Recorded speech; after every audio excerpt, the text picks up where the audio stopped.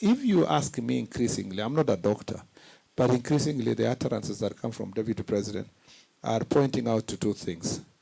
Either he's a serious or a pathological liar who is looking for cheap political publicity, or is an acute case of mental health, who perhaps will be unnecessary for us to spend resources to arrest, but rather to guide him and his loved ones to take him to a mental hospital. I would wish to castigate the Minister for Interior, Honorable Murkomen, for the derogatory remarks he made directed to the former Deputy President. You will allow me first to read a statement briefly, then I can express later. So kindly muniruhusu nisome kidogo kwa Kiingereza. Najua Kiingereza imekuja na mzungu.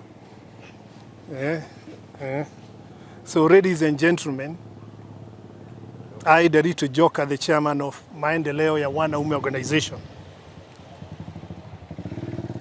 and mental associated disorders, MAD, wish to take this opportunity to congratulate Kenyans of goodwill for the continued support to these two organizations.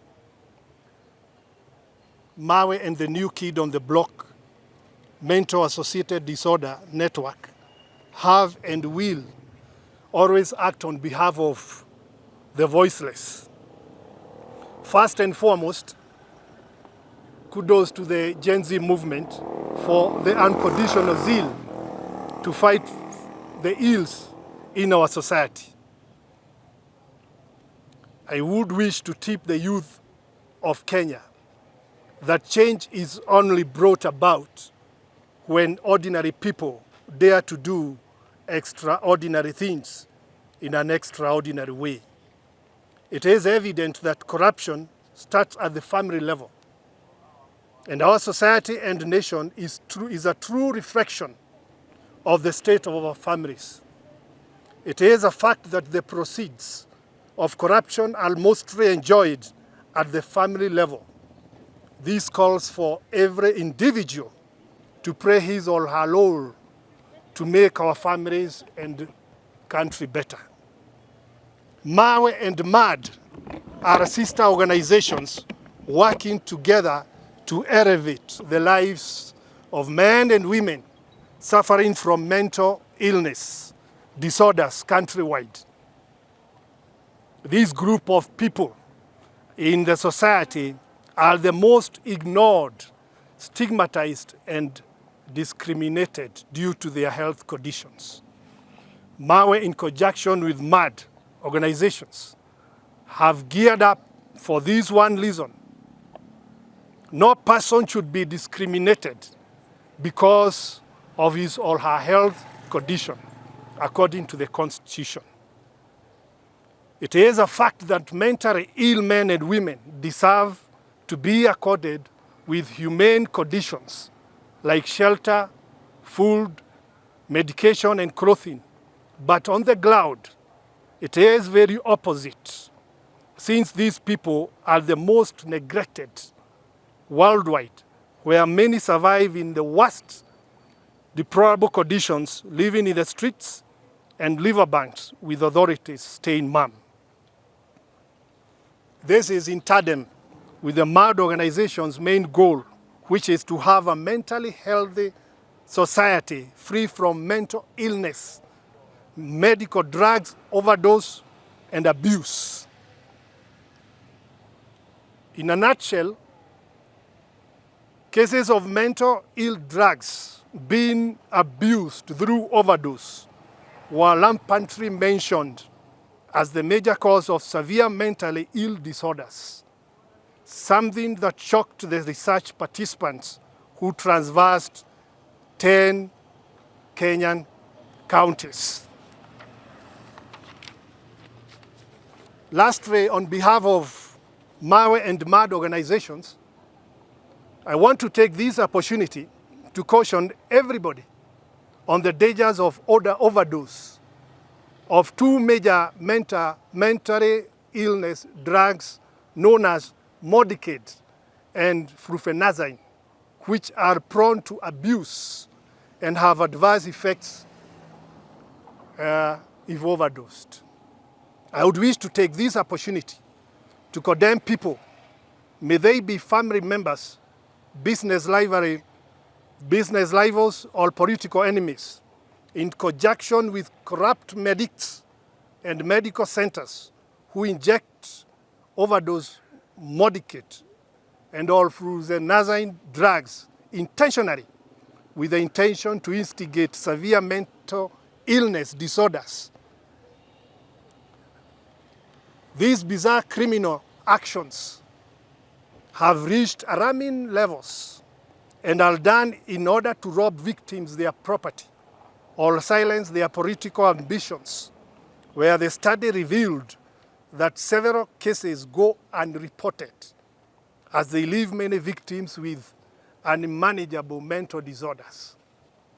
Finally, on behalf of Mawe and MAD, I would wish to castigate the Minister for Interior, Honorable Murkomen, for the derogatory remarks he made directed to the former Deputy President that he will force a mental checkup, where he used the words, in quotes, that the former Deputy President is not mentally fit.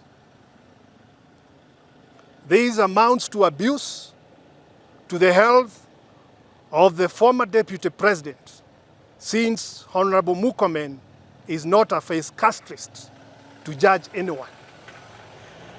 This is abuse and demeaning to people with mental disorders and their condition. Patients with mental disorders are human beings who deserve dignity, respect, and love. I therefore, on behalf of Mawe and MAD organizations, do call upon the Honorable Minister Murkomen to immediately issue an apology to Kenyans, and particularly to the mentally ill community who felt debased by his reckless remarks. The most honorable thing Honorable Murkomen should do is to step aside, since he is the same person who abused of his powers and gave weird shoot-to-kill orders in public in regard to demonstrators exercising their democratic right of expression in the streets. On behalf of the men fraternity, who are the most affected by demonstrations, where many lost their lives, including some who were shot to death inside their houses, it beats logic. When one compares Ligade's song, it beats logic. When one compares Ligade's song of one shilling, one vote, one term, with Murkomen's shoot-to-kill order chorus. Between the two, who is risking the security of Kenyans and who actually needs urgent medical checkup? Mimi, ikiwa mwenyekiti wa chama ya Maendeleo ya Wanaume organization, na hii chama ambaye tumeanza rasmi, ambaye inaitwa mentally disorders, mentally associated, inaitwaje? MAD, inaitwa MAD in short. Na MAD inasema Mentally Associated Disorders Network. Hii chama tumeanza sababu ya wale watu ambaye wanaangamia kwa mambo ya ugonjwa wa akili ama magonjwa ambaye inaenda na akili. Ningetaka kusema hapa kirasmi kwamba ni watu wengi sana ambaye wako na shida mingi sana ya akili ama shida ya magonjwa ya akili. Lakini kulingana na utafiti ambaye tumefanya hapa kwa counties 10, imeonyesha wazi kwamba kuna wale ambaye wanapata ugonjwa kulingana na mambo ya vile wanaishi. Tuseme mambo ya kukosa fedha ama mambo ya kusumbuliwa, mambo ya kimaisha. Lakini utafiti umeonyesha kwamba kuna wengi ambaye wanapewa madawa hii bili ambaye inaitwa Modicate, ambaye mtu anashikwa, anaenda anapelekwa hospitali, anapewa overdose ya dawa inaitwa Modicate, na huyo mtu kutoka wakati huo anakuwa ni mtu ambaye akili yake haiko sawa. Hii research imeonyesha kwamba watu wengi sana wamelad kwa hiyo shida. Na to be sincere, in every family that you go, unakuta kwamba kuna mtu ako na shida ya akili. Unakuta kuna mtu ambaye hata ugonjwa yake ya akili haijulikani. Kulingana na utafiti ile tumefanya na ambaye tutawapea nyinyi wanambali, inasema vizuri kwamba hii ni jambo ambaye imepangwa na watu wengine pamoja na madaktari, na imefanya watu wengi sana waharibike akili na wawe watu ambaye hawawezi jimudu hata kimaisha, ama watu wawe watu ambaye hawezi fanya lolote hata kwa nyumba. Sana sana wanaume ndio wako kwa hatari. Unakuta kwamba familia mingi unaenda, mwanaume ako huko, lakini hakuna kitu chochote anaweza fanya. Tuseme kuongea, kufanya, amekuwa ni kama mgonjwa wa kubebwa. Ni sababu wengine wamepewa madawa hizi bili, ambaye ni madawa moja inaitwa Modicate, nyingine inaitwa flufenazine. Hii ni kitu ambaye uchunguzi imegundua kwamba watu wanashikana na madaktari, na imeharibu watu wengi sana. Mimi naomba Wakenya na pia madaktari, hata the WHO organization, World Health Organization, kwamba kama hii kitu haitatiliwa maanani, na kama the WHO, which is an organization ambayo ina deal na madawa, kama haitaangalia uuzaji wa hizi madawa, ama kama haitaangalia basi madaktari vile wanapea watu madawa, itabidi hata sisi kama organization tuchukue hatua na tufungue case against the WHO organization. Sababu madawa hizi zimekuwa kila mtu anaweza nunua, na kila mtu anaweza enda na awekee mtu kwa chakula, na awekee mtu kwa chai, na huyo mtu akili yake iharibike kabisa.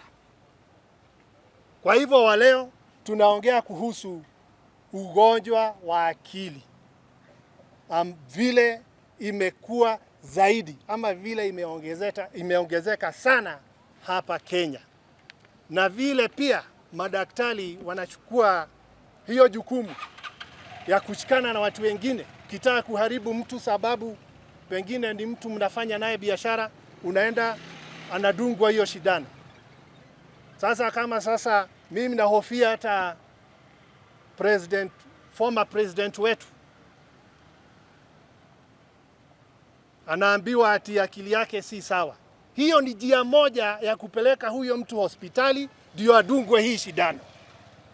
Akishadungwa hii shindano, huyo mtu atakuwa hayuko sawa na hata kuwa anafikiria sawa.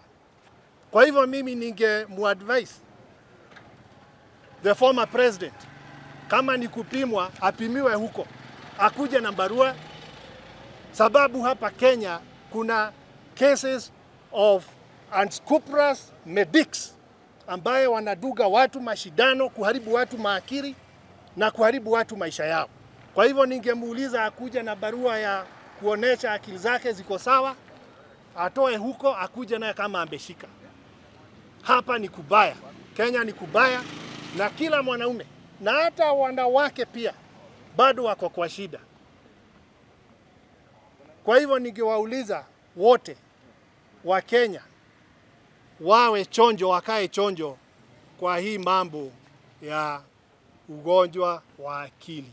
Asanteni sana, sijui kama mngekuwa na maswali ningewajibia.